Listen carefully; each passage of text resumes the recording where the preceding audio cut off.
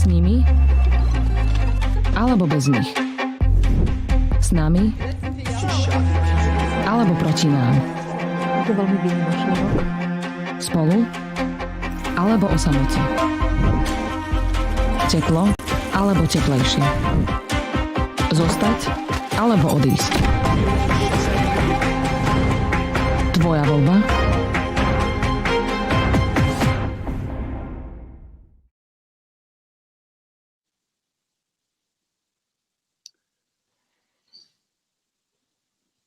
Dobrý večer, vážení diváci festivalu Jeden svet.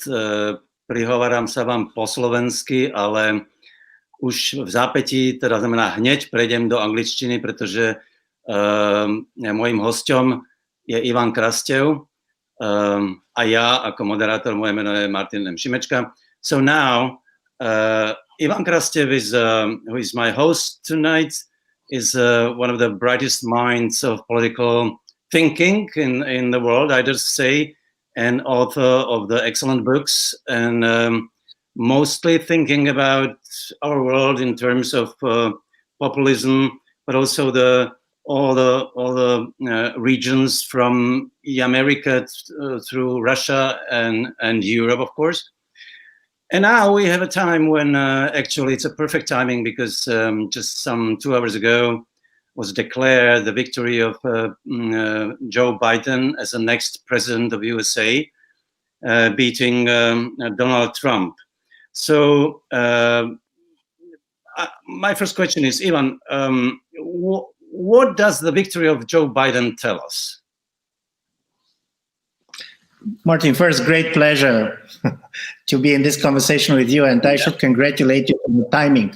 I have the feeling that you are the one who arranged when the results are going to be announced, so to be the first to comment on them. Listen, if you see the results, and of course much more data is going to come, but at least for me there's 3 or 4 things that are worth saying. The first is that it was a historical elections, and this is how the American public saw it. The turnout on the elections was very high. By the way, Joe Biden is the American president who got most votes in the history of the United States. This is also due to the fact that the American society went kind of a much more populous. Secondly, you basically have him winning. He's going to have probably almost 5 million more votes than Donald Trump had. But it was also a very tense elections, and this is also an elections in which we still don't have Donald Trump recognizing his loss. So this is still the risk of this being contested elections. So this is also new for American history. By the way, Donald Trump increased his vote compared to the 2016 elections.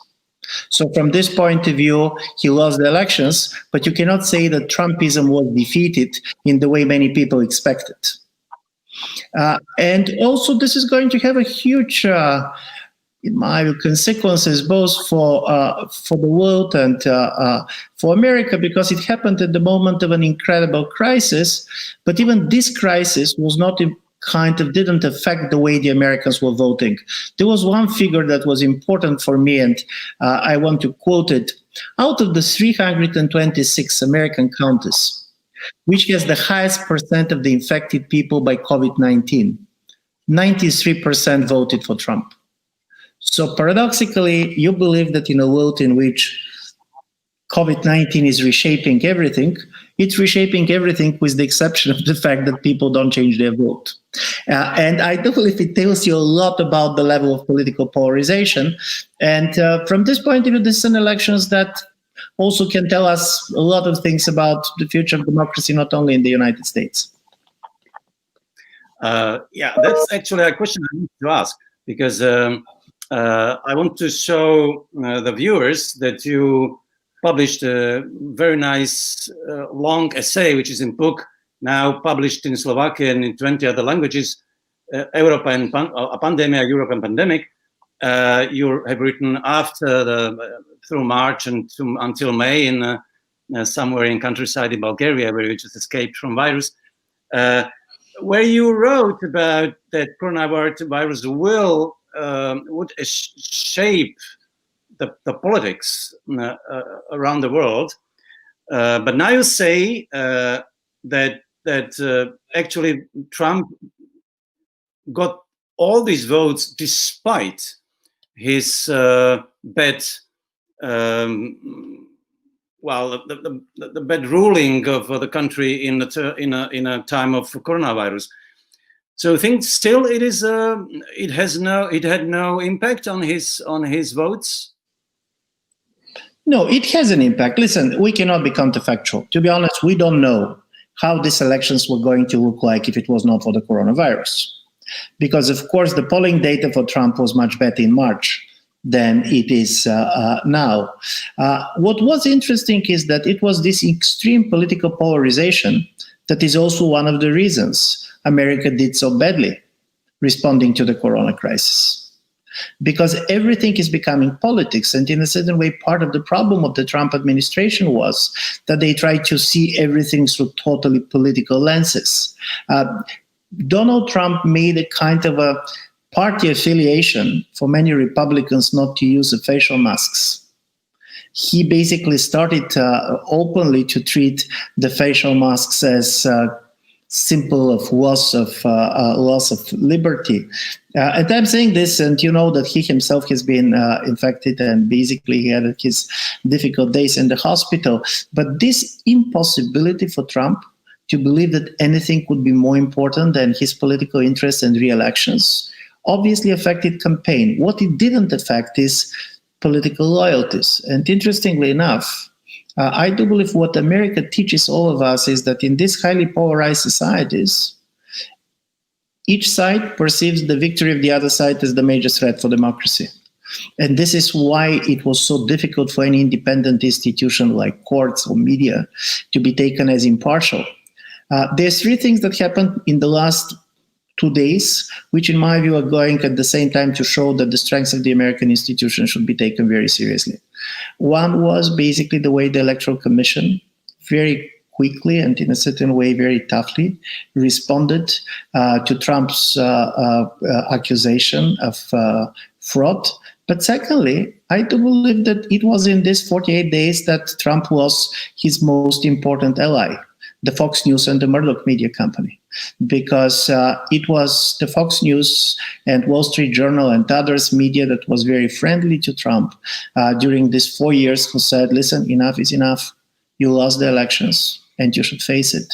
So from this point of view, this was quite important. But listen, the story is still not over, because we are seeing what the newly elected President Biden is saying, and his message was about unity, and I'm sure that he believes in it.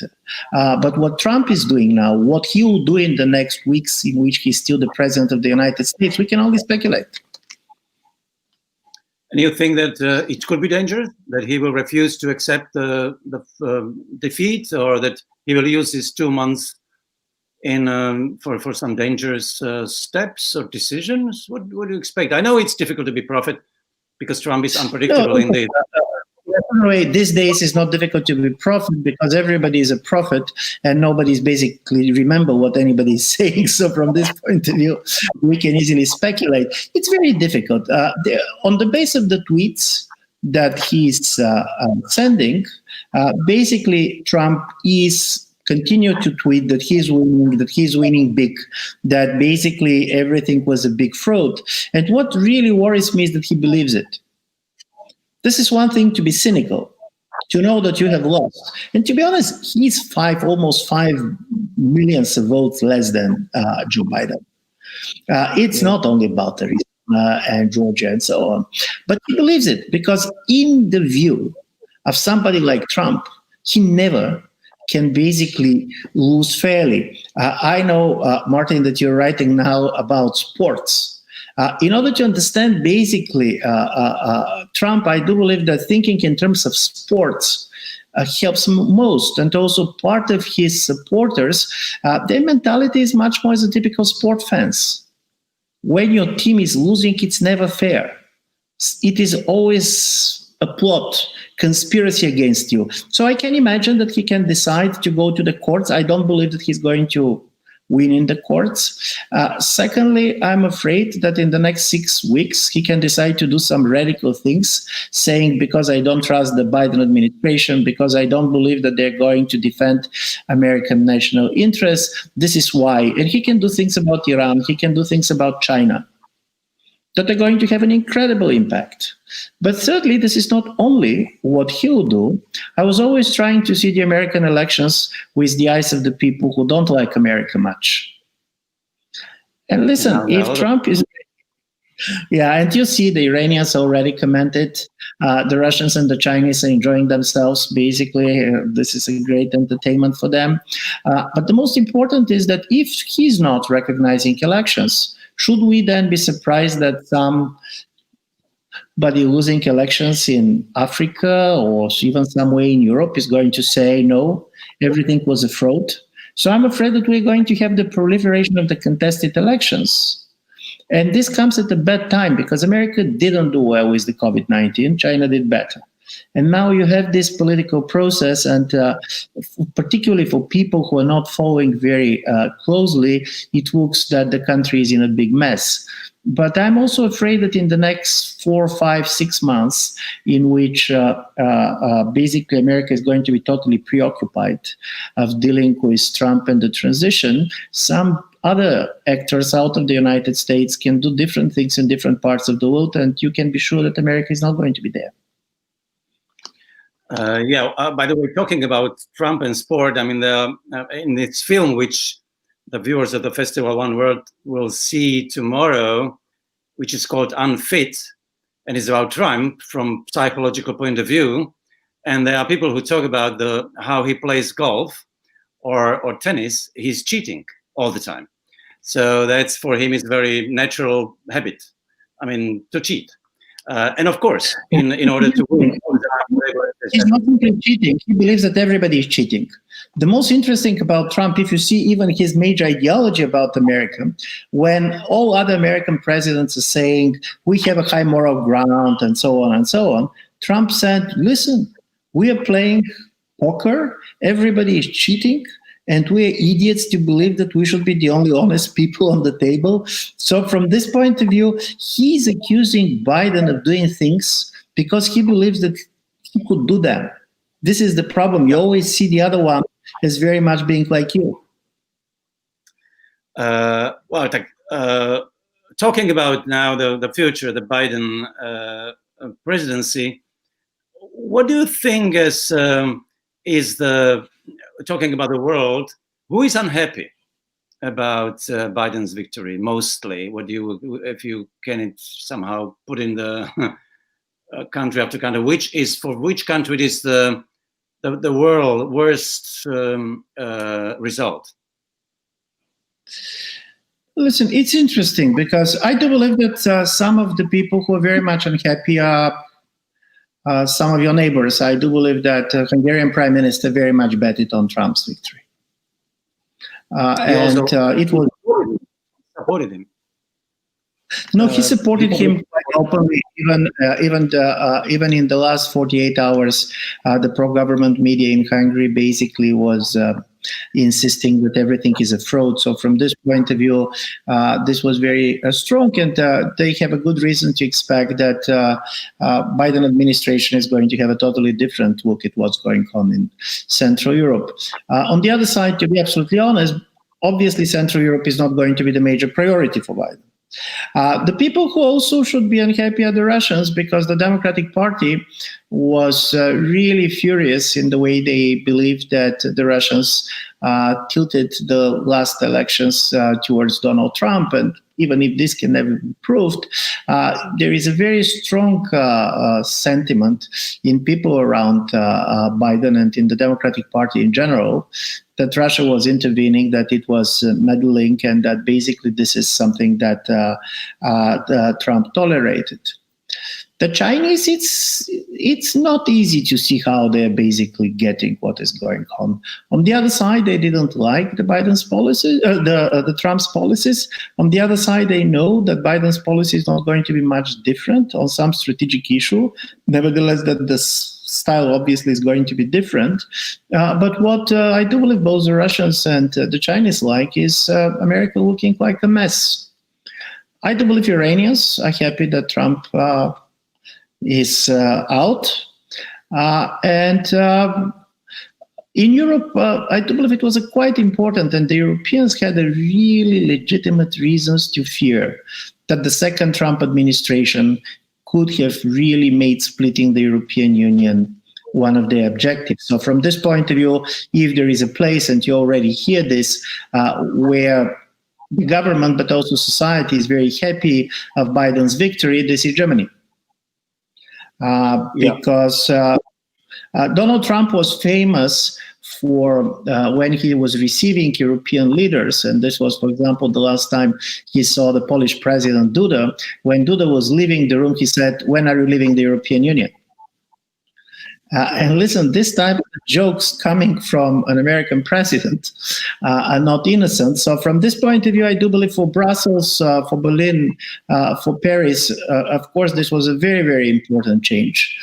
It's interesting, basically, where Israel is seeing this. Israelis have been very close to the Trump administration. On the other side, Biden has a kind of a traditional relations with Israel. But the most important thing is that particularly if the Republicans are going to keep the Senate, and we will know this in the middle of January, because there are going to be by-elections in the state of Georgia, which are going to take place on January 5th. This is not simply what does Biden want. The most important is what he will be allowed to do in a situation of a divided government, and also in a situation in which even his own party is quite torn apart between the moderates and much more radical progressives. We also don't know what is going to happen to the Republicans. On one level, we saw that the electoral coalition that Trump created have been preserved and even increased. But on the other side, to be honest, Trump can decide to destroy the Republican Party. If you see his tweets that the Republican senators were not supporting him enough, if you now see his war with the Fox News and so on, now he's a bad loser. In a certain way, you don't want to be an ally of Trump when Trump is losing, because he's some of these old Croatian kings who, when he dies, wanted all his horses and all his wives to be buried with him. Talking about Europe, I mean, especially Central Europe, you already mentioned that, but actually not only Orban, but also Kaczynski in Poland. I mean, Poland was, a close ally of Trump, also because, exactly as you said, Trump was very happy about the fight which Poland had with Brussels. Well, now, the Poland actually lost its basic and crucial ally, making angry all Europe.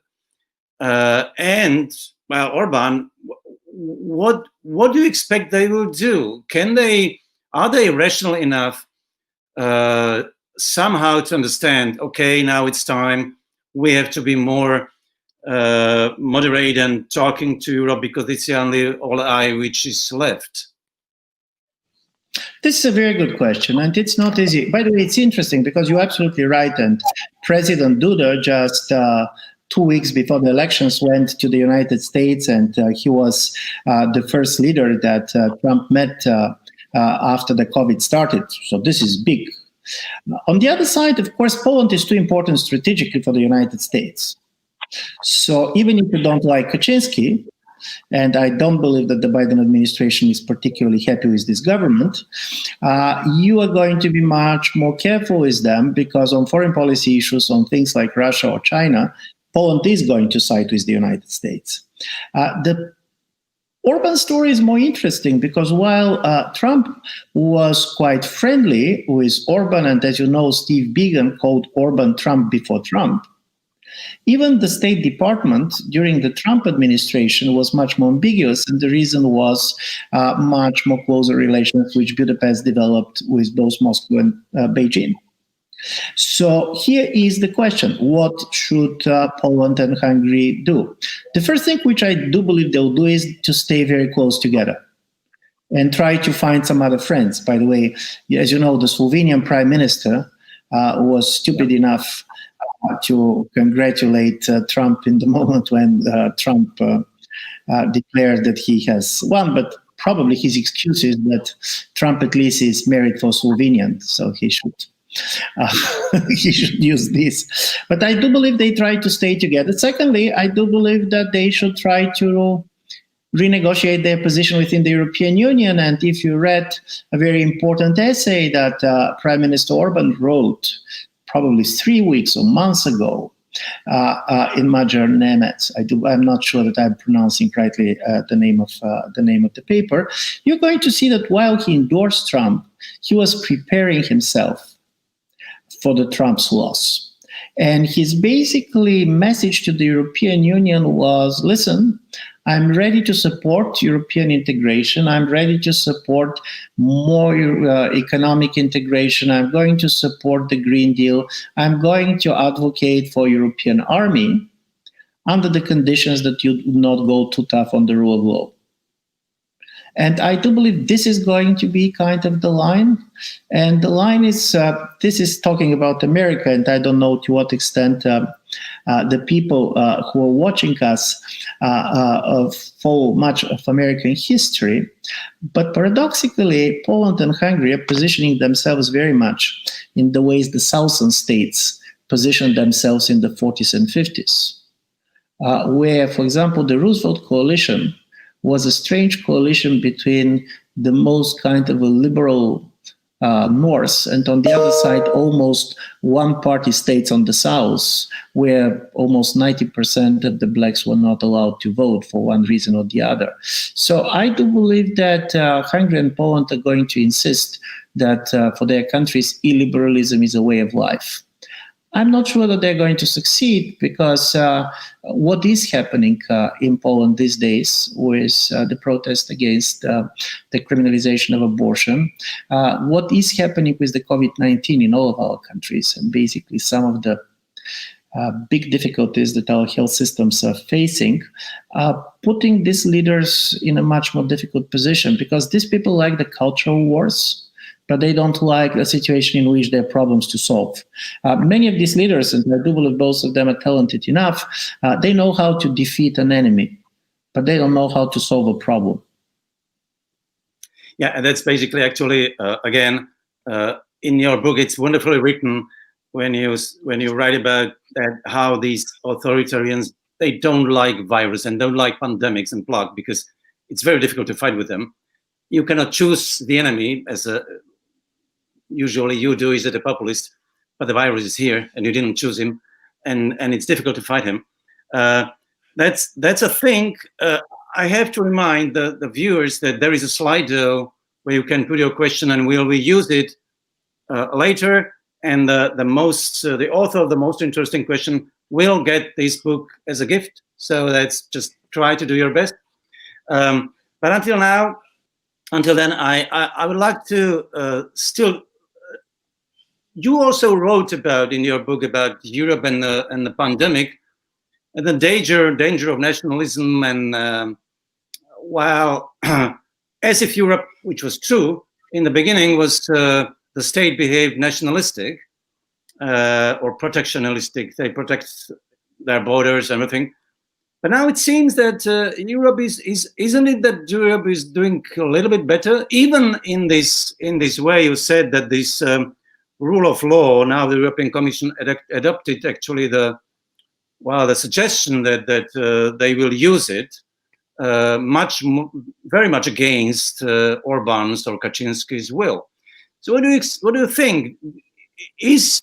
Did European Union learn from pandemic for its better? I believe that people were wrong when they tried to compare the closing of the borders and the type of the first nationalist impulse in March and April, when they compared it with the kind of a rise of nationalism during the refugee crisis. It was different.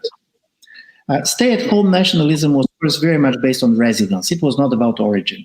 And listen, honestly speaking, when the governments don't know what to do, you're closing the border, and this is a signal that I'm taking the responsibility for people who are within my borders. But then, first, you immediately understand that economically closing the borders does not make any sense. And now we see the other side of it.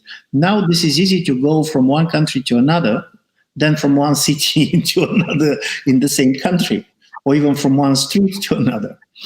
Secondly, and for me this was quite important, obviously the COVID-19 is an opening for the European Union. And we don't know what is going to be the effect of the second wave, which is politically can be much more destructive. But there are three things about the first wave which was quite important. One is because of the first wave, and we have been doing quite a lot of polling with the European Council on Foreign Relations, Europeans suddenly understand how lonely we are in the world. There was a crisis in which the international institutions didn't work and there was no much international cooperation. Secondly, America was not present. Basically, Trump locked America down. He didn't lock basically the Americans, but he closed the country and it was not cooperating with anybody. It was not leading anywhere. Chinese was very aggressive, and people were really shocked to understand to what extent for them even the facial mask diplomacy was about power politics and trying to gain influence in the world. And then people start to realize, even people who normally are critical to the European Union, who have a much more loyalty to the nation states, they realize that if the world is going protectionist, in Europe, protectionism makes sense only on European level. I cannot imagine how Slovakia or Bulgaria can get protectionists. We don't have a national economies.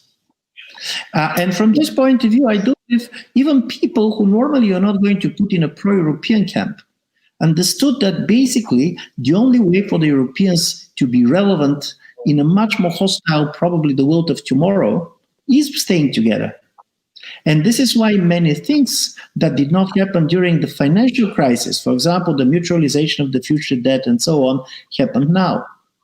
And there was also a major change in the position, particularly of Germany, because German economy is different than most of the European economy. Germany is trading much more with the countries outside of the European Union than inside of the European Union. But then you look around and you can imagine how the tariffs are going up in the United States, in China, everywhere. So the real place where you can trade and where your economic development will go is very much going to be Europe. So I do believe that the European Union has this moment, and when you put plus the new understanding that climate is going to be critical, that digital is going to be critical, and the only way for the Europeans to make a difference is to start to face the problems not of today, of tomorrow. So it's not going to be easy, because during the first round of the pandemic, the populists were the big losers. And as you know, I have this also argument in the book. Populism is not rooted in fear. It is rooted in anxiety. And anxiety is a very diffused fear. You fear everything. You basically want that people should know that you're angry. You look a representation of your voice and your feeling that the world is going in the wrong way. But when a real fear comes, when you fear being infected, when you fear dying, when you fear for your parents or grandparents, then you're not looking for populists. You're looking for competent government to protect you. So in the first 6 months of the pandemics, the Populist Party didn't do well anywhere. They didn't do well in Italy, where basically Salvini lost the regional elections.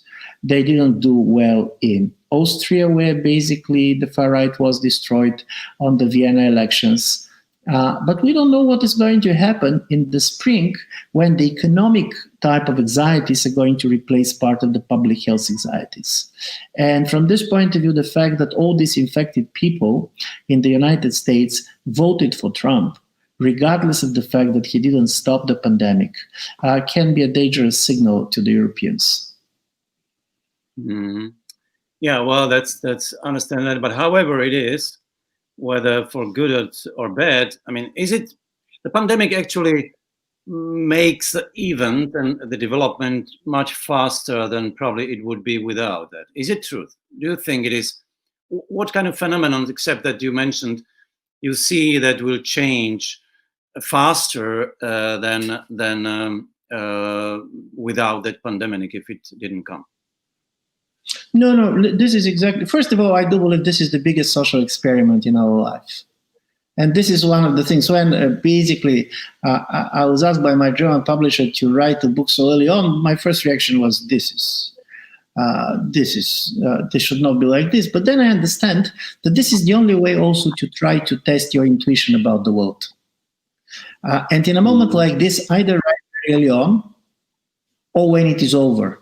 The thing that you should not do is writing in the middle because it is too messy and too confusing. But saying all this, listen, for me, the pandemic is, I don't believe it was a disruption. I believe that this is like a person who was taken from a slow train to a very fast train.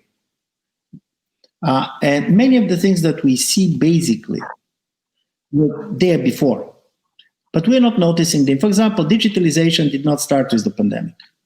All these kind of Zooms and all these platforms were there, but suddenly we started to use them in the way we're using it now. Secondly, if you basically go and see what is happening with the global supply chains, even after global financial crisis, we knew, for example, that 180 of the major trade products in the world were very much dependent of the production in one single country. More than 70% of the exports come from one country. We knew this. But then came the pandemic, and we understand how much we need facial masks from China or certain medicines from India. And then we start to talk about how they should be changed and how the things cannot go like this. This is not that the pandemic created this, but the pandemic helped us to see things that had been there before. So from this point of view, this is a change. And also psychologically, it's interesting what happened. Because in my view, it produced two totally different reactions. There are many people who didn't like particularly the pre-COVID-19 world. They do believe that it's not a great world anyway, and I do believe for good reasons. But now when the COVID-19 came, we start basically just dreaming being back in the world which for us was normal. And this is part, this nostalgia for the pre-COVID-19 world is very much there. But on the other side, it very much radicalized the imaginations, and by the way, of different political groups. For example, if you are young environmentalists, and you really believe that the climate change is the most important thing, so you have been always dreaming all the planes to be landed. But you don't believe this was possible. And then comes the pandemic and the planes were landed. By the way, in March and April, the only profitable business, if you're in the air business, the air transport business, was if you have a parking for planes. This was the only way you can make money. Or if you're basically a radical nationalist in Europe, you always wanted to resurrect the borders between the EU member states, but you don't believe it's possible. And then comes the pandemic, and overnight, all the borders were resurrected. And basically the Germans resurrected the borders as quickly as the Hungarians. So from this point of view, suddenly also this was a message that many things that we believe were impossible are possible. And this kind of a balance between nostalgia for the world lost and kind of a dream that the world that can come, I do believe it's going to stay with us, and this is also going to change very much our politics. Well, I agree, and I that's also the thing when the populists don't like the virus. But I see also that the imagination we are talking about, and now I just would like to touch Russia. It seems that Putin was all the time, at least recent years, was viewed as a man who had drive, who decided, who shaped foreign policy. Now it seems, don't you think that he seems to be in defend, in somehow without imagination? And there are a lot of problems around him, and also the problem of pandemic is in Russia. He doesn't seem to try to solve it. What do you think of the future of this man, of this country in next years? This is a great question, and in a certain way, this is the first crisis of the last 20 years Russia went through. in which he was not the national leader everybody was looking for. He disappeared. In the beginning, this was also, he simply disappeared. To be honest, it was the mayor of Moscow, Sobyanin, who took the top decisions, who basically pushed for this or that. And it was going very much to an issue which is important for me. People believe that authoritarians should like the crisis like this because it allows them to get militant, basically that they can easily basically concentrate more power. But the most important freedom every authoritarian leader enjoys is the freedom to decide which is the crisis he wants to respond to. Changing the crisis is the freedom which you basically want. And normally, these leaders like the crisis that they create themselves, because these crises are manageable, governable. You cannot be heroic with respect to the virus, because the virus cannot be defeated. At the end of the day, this is like defeating death. Listen, nobody has defeated death ever. Second, you cannot give the story of this heroic sacrifice and so on. You can say it, of course, about the medical workers, but in general, you try to convince people to do much more ordinary things. You cannot tell Russians, listen, in the way we're dying in a war, it's as important for you now to wash your hands 3 times per day, because this is this type of practices that are really helping. And I do believe this is why these leaders felt lost. And because they felt lost, also this kind of fear of that they cannot control the country anymore comes back. And this weakness goes on everything. I totally agree with you. We can like or dislike what the President Putin was doing, but in the last 20 years, he was on the top of his game. With a very limited capacities, Russia was overperforming, basically surprising. You cannot do it. But secondly, these people don't know how to share power. And for this crisis, you should share power. You should talk to medical doctors. You should talk to experts. You should basically try to know what you're doing and not doing. And as a result of it, and this is, of course, a very simple empirical observation, it is not by accident that some of the countries that did best in responding to the crisis were countries run by women. So you have New Zealand, you have Denmark, Germany is doing fine. Why? Because women first never framed this as a war. By the way, President Macron also framed it as a war. Secondly, because you have this level of empathy, which is critically important. In the moment like this, basically people want to know that you're together in this. And I do believe that as a result of it, it really creates a problem. It creates a problem for President Trump. And listen, he could be one of the victims of this virus. As I told you, we cannot go counterfactual. But I'm sure that he probably would have done better without the COVID-19 and without all these people dying and all this idea of the mess and the exhaustion. Brazil, see what is happening with Lukashenko. Not that it's not that people on the street only because of it. But listen, you know that COVID-19 is the most dangerous for people with pre-existing conditions. And I do believe that you see the pre-existing conditions of many of the political regimes in the world. By the way, I mean, that's also your remark in the books that this is a situation when the regimes can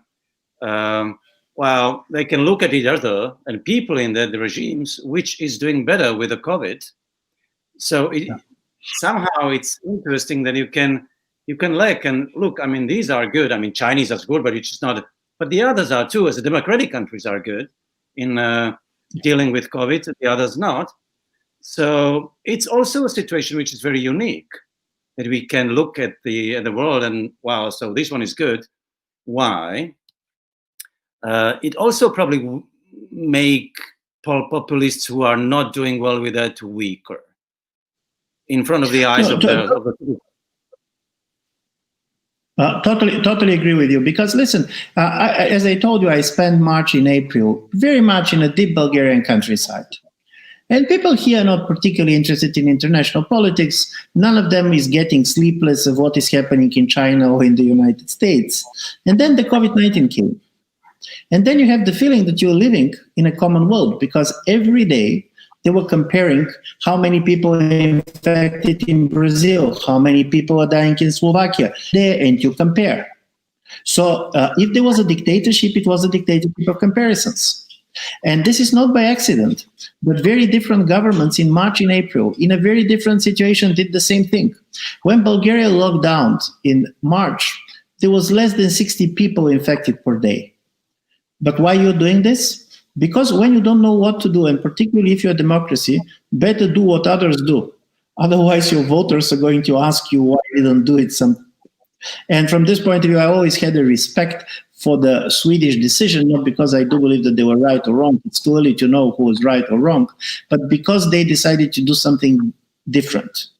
Because in a moment like this, dissenting is a high risk. By the way, you can see this also with their own numbers. When the numbers went bad with people dying and so on, people are saying, why you're not doing what others are doing?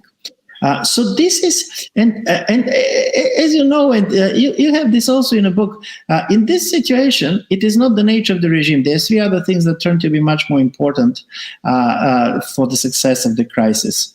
Listen, there are democracies that are doing very well. Taiwan is doing very well.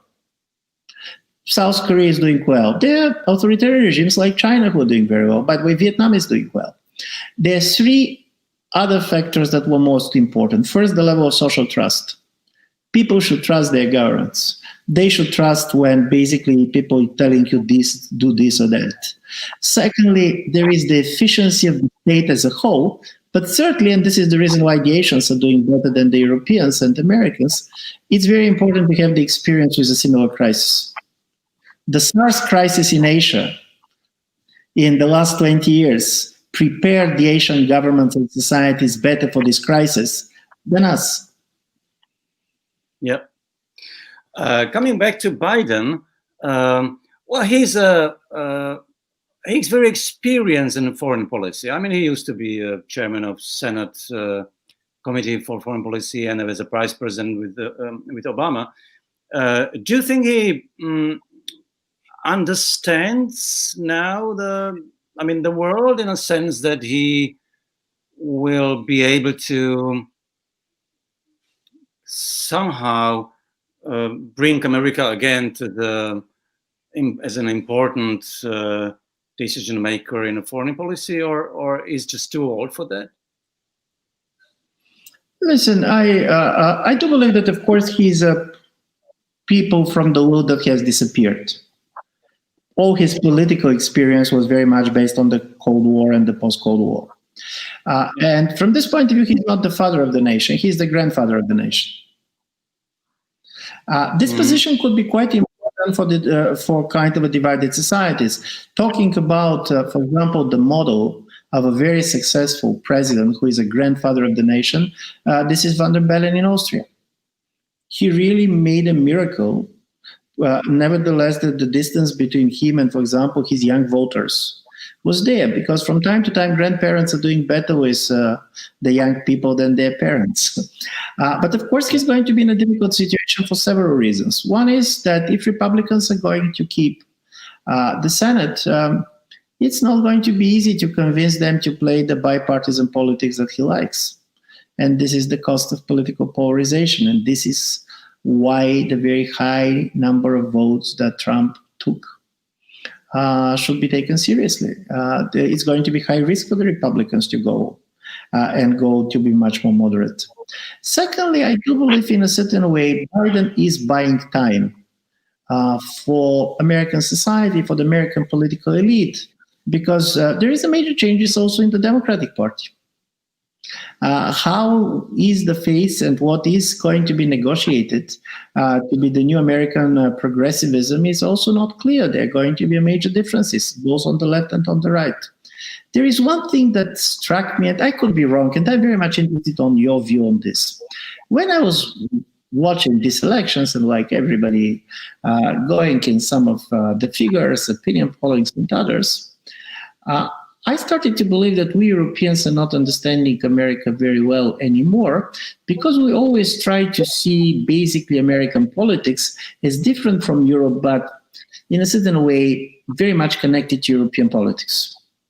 And we are going to agree that the difference, for example, we are in a film festival between Europe and America when it comes to politics, is the difference between the Borgen, the famous Danish TV series, and the House of Cards, and all this, and our parliamentary system. But when I was looking at America today, both American conservatism and American progressivism is much more similar to what we see in the Latin America than what we see in Europe. American progressivism is very much a coalition of different minorities and others. And somebody made this point that probably Trump is the American Peron. And basically, Trumpism is going to be the American Peronism. And it makes sense, because one of the major stories that is changing in America is demography. Biden won in places like Arizona and Georgia, not so much because people changed their minds, but because the population changed. And part of the fear and the strong anti-migrant sentiments in the Conservative Party is not the fear that they're going to take your jobs. The problem is that they're going to come and to vote for the Democrats. And I do believe that this is a new, probably for us to try to see American politics much more in terms of how the Latin American politics functions, is going to help us better understand what is going on in the United States than if we're looking in the US, for good or for bad. I mean, it does not need to be a bad Latin American country, but the American left is much closer in its sensitivity to the Latin American left than to a classical social democratic party in Europe. And the American right, very native, conservative, but pro-business, is very much what we know from Latin America.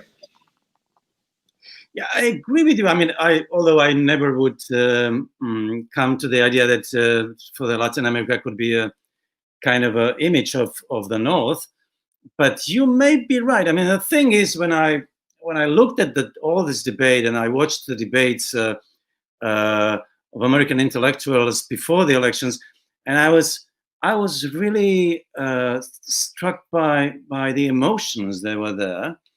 I remember that in Slovakia from 19s when Mečiar was here.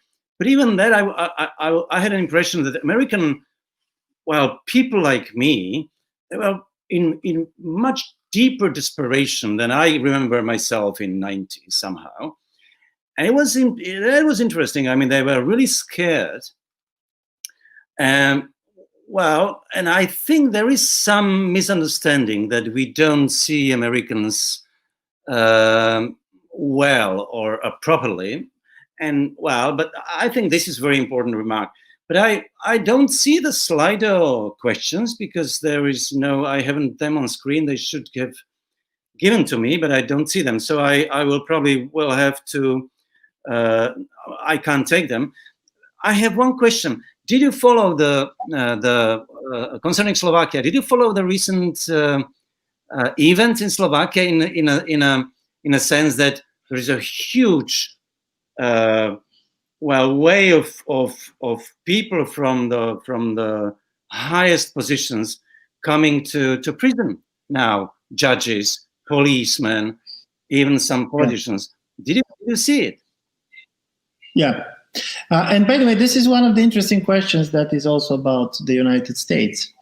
One of the funny stories, and you talk to a lot of Democrats, and they said, we expect Trump to leave the country, or we expect him to be arrested. And there is, of course, all this talk about that he also has money, basically, that he's owning to Deutsche Bank and others. I don't know, but normally you're never going to have this understanding in the United States. And don't forget that Trump himself was campaigning 2016 about Hillary Clinton, locked her, basically sent her to prison. This is also something that I found interesting. And in the European case, and Bulgaria is very much kind of on the border, because there were countries like Bulgaria in which ministers never go to prison, and there were countries like now Slovakia, but Romania was before it, that they go to prison. And this is interesting because the elites and the people, in the eyes of many people, went so much apart that you have the feeling that the elites They don't depend on the public health system because they can go to private hospitals, hospitals or private schools. There is only one system which basically all the people share, and this is the criminal system. You're not going to go in a prison of your own. And in a certain way, putting people in prison is also the way to kind of renationalize the elite, trying to tell them that we are together. I don't know how this is going to work. And the problem is that all these kind of actions are very important, particularly if the public does not see them as selective. This was the problem of the Romanian case. Yeah. And also it's because there is only one thing that can be as dangerous as corruption, and this is anti-corruption. Because if you see how many authoritarians basically came to power on anti-authoritarian ticket. By the way, Mr. Lukashenko started his career as the chairman of the anti-corruption committee of the Belarusian parliament. So this is the problem. And I have an African colleague of mine who used to say, corruption, this is other people networks. So from this point of view, to convince the society that it is about justice and not revenge is very important. I don't know the Slovak case, so there is no references there. I only see that people go to prison, and when I see what these people have been working, I can easily imagine that there could be good reasons for them to be arrested. But fairness of the process is critically important. Yep. Ivan, I'm very sorry. We have to finish, and I had no time to put the questions from Slido because I just they were showed me very late. Thank you very much. I mean, it was we could talk an hours about it. So I hope we will. Well, we can enjoy at least now for a couple of hours the victory of Joe Biden. Do you agree? We can enjoy it at least for a couple of hours. Personally, I do believe we're enjoying. Probably there are people who are not enjoying it so much even in our countries. But I do believe that for the world, getting a normal person back in power in the most powerful place in the world matters. And from this point, people who can like this or that aspect of the Trump's policy should keep in mind that he was so unpredictable that he's as dangerous for his opponents than for his allies. Yeah. Thank you very much, Ivan. For the viewers, you can see this debate on the bodka.tv, so you probably know about it. Ivan, thank you very much. See you later sometimes, and hopefully physically, and come from Bulgaria to Vienna. Thank you. Thank you very much. The American dream is dead. I will bring it back. Who are you consulting with consistently? I'm speaking with myself.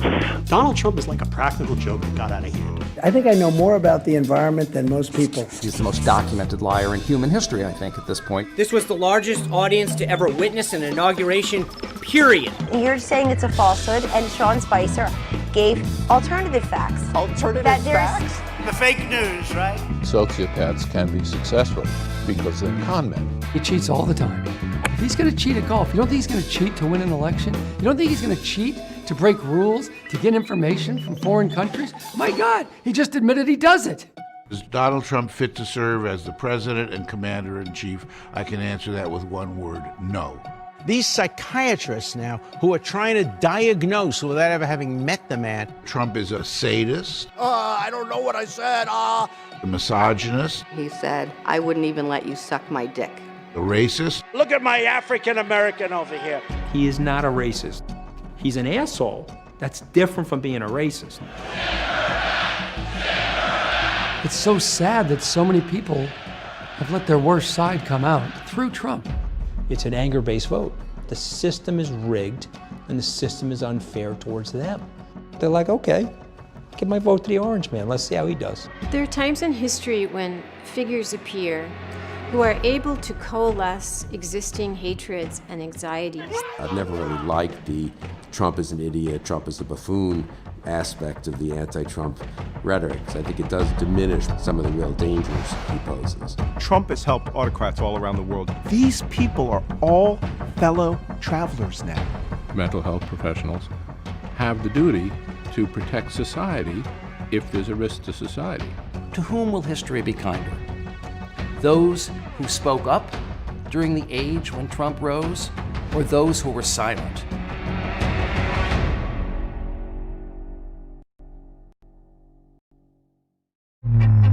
S nimi alebo bez nich.